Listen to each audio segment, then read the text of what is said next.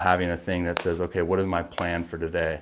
All right, if that's my plan, how am I going to attack it? Okay, if I attacked it this way, like what's going to happen? Or, you know, after I got done with my work day, like go back to that and look at it and go, okay, this is what I wanted to do, this is what actually happened, and how can I improve next time? So I'm going to try to create that PDF for you guys.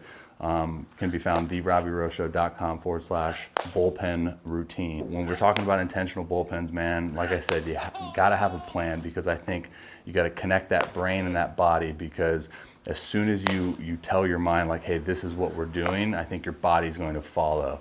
And if you go into a bullpen not really having an idea on what you want to work on or what you want to accomplish, it's going to be a lot harder for you to do that task, right? So then you kind of get in that, you know, that area where you're just going through the motions and throwing your bullpen just to throw the bullpens. Oh, I'll throw a fastball here, I guess I'll throw a curveball here, and whatever. There's a ton of different ways to approach a bullpen. For me, one lost art that I think about when approaching a bullpen is like identifying the struggles within your last outing. You know, okay, I got 0-2 to a lot of guys and I wasn't able to put a lot of guys away.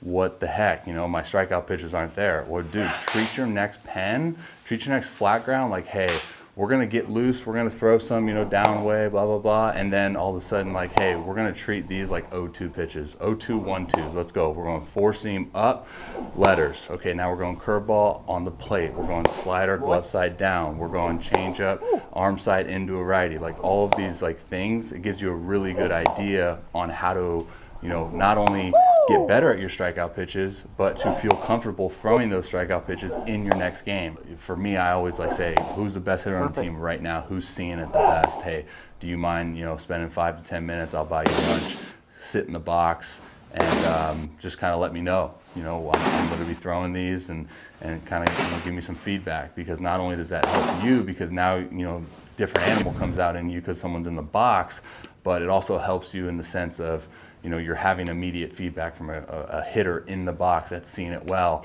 So he's like, hey, on your curveball, you know, maybe it pops out a little bit, or hey, when you're throwing a changeup, you know, you really drastically slow down your front side, or just little tiny things like that that can be extremely beneficial for you in your development. Replicate a game as best as possible. So for me as a starter, what I started doing later in my career was I would look ahead and say, okay, who's my next start against? You know, okay, we got this guy, this team. All right, who's, you know, 1 through 9? I pick out their 3 best hitters, and now when I'm doing my bullpen, you know, I start my first half of my bullpen. So my first half's, you know, maybe like 20 to 30 pitches of what I want to work on, you know, whether it be like a specific pitch or a specific sequence, or setting up a pitch and executing a pitch. Set that on my first set, and then I, you know, put the glove down, take a break, sit down, water, 10 minutes, get back up there. Now we're trying to replicate the game. So take my 3 best hitters for the next, for my next outing, and now I'm in game mode. You know, like, okay, this guy, so-and-so, he's a 2-hole hitter, lefty, this is what he likes to do, these are his tendencies, this is his spray chart, this is what we're going to do, this is how we're going to attack him, and now let's put that into practice, let's start executing it, right?